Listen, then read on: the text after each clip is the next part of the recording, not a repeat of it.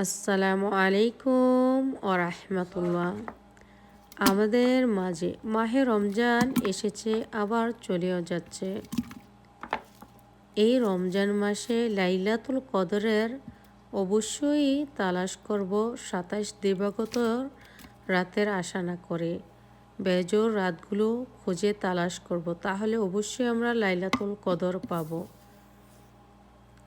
যেমন 21 দিবাগত রাতে, 23 দিবাগত রাতে, 25 দিবাগত রাতে এবং 29 দিবাগত রাতে।